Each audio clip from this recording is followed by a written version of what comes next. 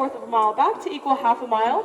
You crawl around and get super muddy, so if you get claustrophobic easily, definitely don't contact our ticket office because it does get kind of tight. Also, right up here along the ceiling, you will see one of the largest bat roosts in the entire cavern system. Like I said before, they no longer roost here. They opened about 3 ranches down to Bracket Bat Cave. Bracket Bat Cave houses the largest population of bats in the entire world. It is everywhere from 15 to 20 million bats. Also on your right, you might have noticed the rock looks a little bit larger by a long way.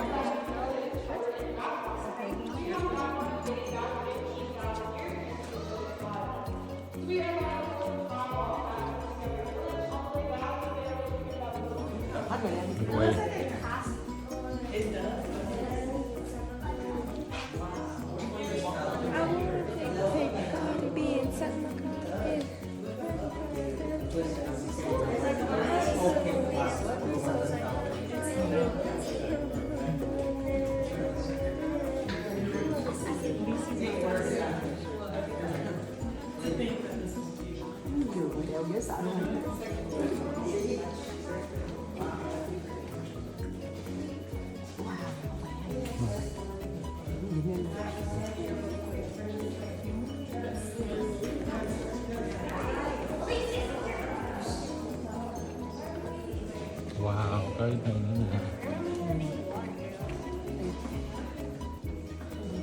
Thì cái đụng nó ngã nữa.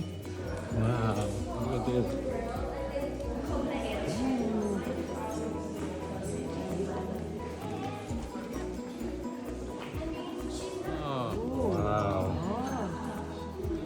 We are currently 150 feet below the natural bridge, standing in the second largest room in the entire cavern system.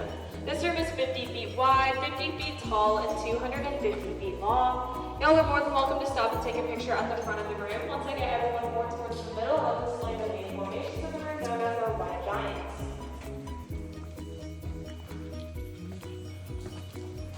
Nó không nè.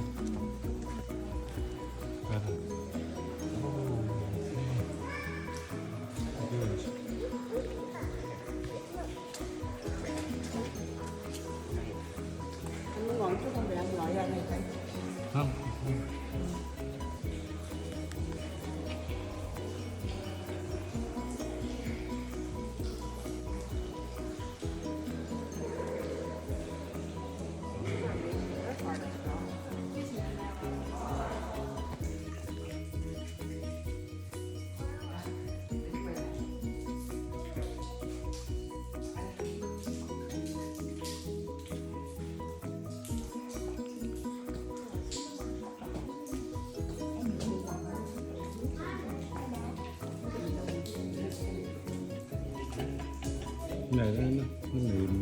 Along the wall over here.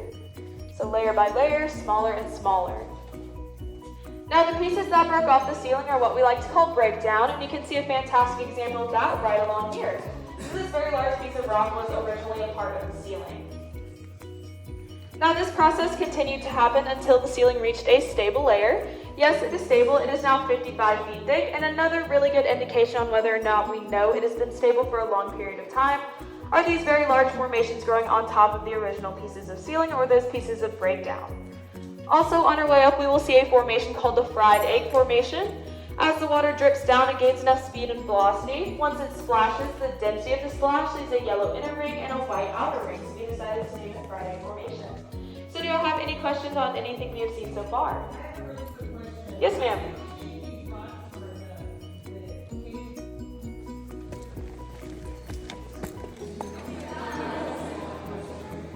What?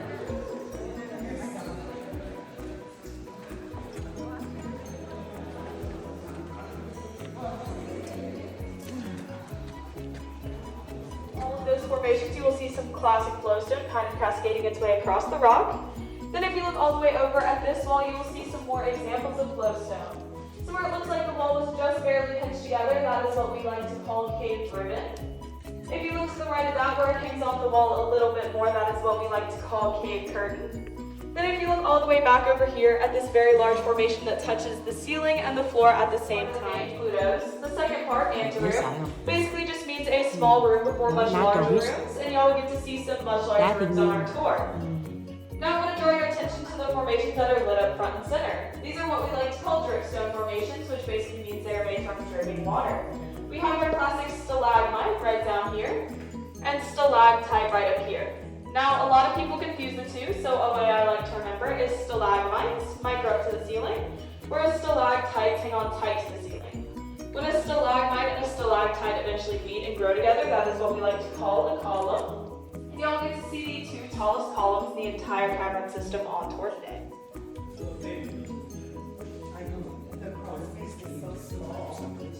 Once again, guys, as y'all make your way in, if I could have y'all sit on this rock wall bench right down here, that would be great, just so everyone can see what I'll be talking about in this room.